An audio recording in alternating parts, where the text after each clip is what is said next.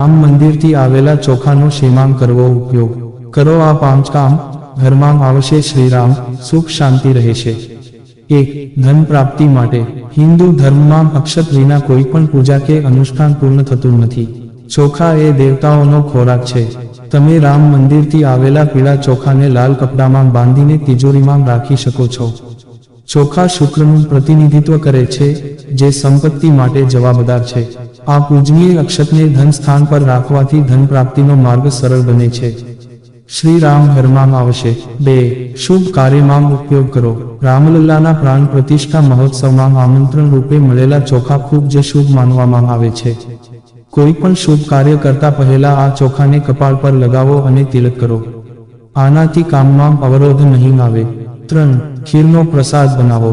આ ચોખાની ખીરને પ્રસાદ તરીકે બનાવો, તેમાં કેસર ઉમેરીને ભગવાનને અર્પણ કરો અને પરિવાર સાથે આ પ્રસાદનો સ્વીકાર કરો. એવું માનવામાં આવે છે કે તેનાથી પરિવારમાં મધુરતા વધે છે. 4. નવી દુલ્હનને આપો. નવવધુ તેના સાસરિયામાં પહેલા દિવસે રસોડામાં આ ચોખાનો ઉપયોગ કરી શકે છે. એવું માનવામાં આવે છે કે ઘરમાં માતા અન્નપૂર્ણાનો વાસ રહે છે, સંબંધો વધુ મજબૂત બને છે.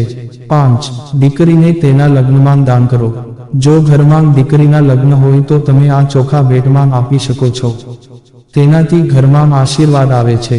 સાસરી અને પિયર બંનેનું ઘર સમૃદ્ધિથી ભરેલું રહેશે. નોંધ: આ વિડીયોમાં આપવામાં આવેલી તમામ માહિતી વિવિધ જ્યોતિષીઓ, પંચાંગો, ઉપદેશો, ધાર્મિક માન્યતાઓ, શાસ્ત્રોના વિવિધ સ્ત્રોતોમાંથી સંકલિત કરવામાં આવી છે અને તમને પ્રસારિત કરવામાં આવી છે.